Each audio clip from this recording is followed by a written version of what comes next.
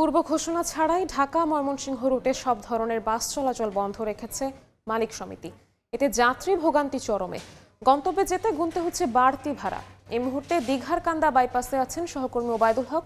সবশেষ খবর জানতে সরাসরি যাচ্ছি তার কাছে। ওবায়দুল, হঠাৎ করেই ময়মনসিংহ বিভাগের 4 জেলা এবং উপজেলাগুলো থেকে ঢাকাগামী সব বাস চলাচল বন্ধ হয়ে যাওয়ার কারণে কিন্তু ঢাকাগামী যাত্রীদের ভোগান্তি কিন্তু চরম আকার ধারণ করেছে।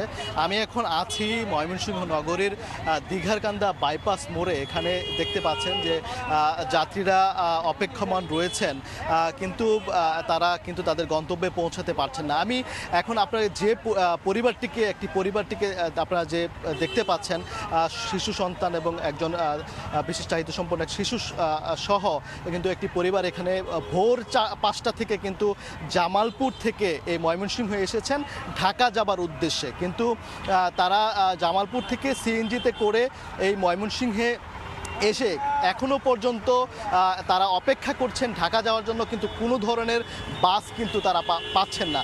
এই পরিবারের মতো অবস্থা হাজার হাজার মানুষের, যারা কিনা ঢাকা যাবেন বা গাজীপুর যাবেন বা এই রুটে ঢাকা ময়মনসিংহ রুটে চলাচল করবেন। কিন্তু আমরা দেখতে পাচ্ছি যে ঢাকার দিকে আসলে কোনো ধরনের পরিবহন না যাওয়ার কারণে কিন্তু যাত্রীদের সেই দুর্ভোগ চরম আকার ধারণ করছে।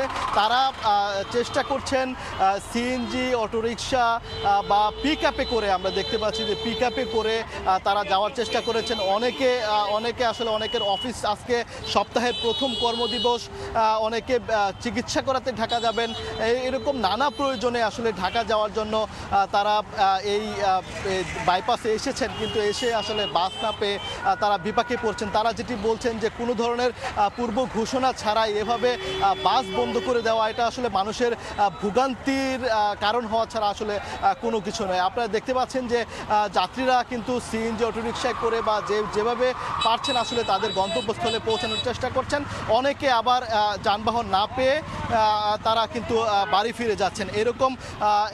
এমন ভোগান্তির কবলে আসলে তারা পড়েছেন। তবে আমি মালিক সমিতির নেতাদের সঙ্গে কথা বলেছি। তারা যেটি বলেছেন যে পরিবহন যে নৈরাজ্য কয়েকদিন পর করা হয়, এটি নিরসন না হওয়া পর্যন্ত তাদের অনির্দিষ্টকালের জন্য এই পরিবহন যে ধর্মঘট সেটি তারা চালিয়ে যাবেন বলে আমাদেরকে জানিয়েছেন। তো এই ছিল ময়মনসিংহ থেকে আমার কাছে সবশেষ।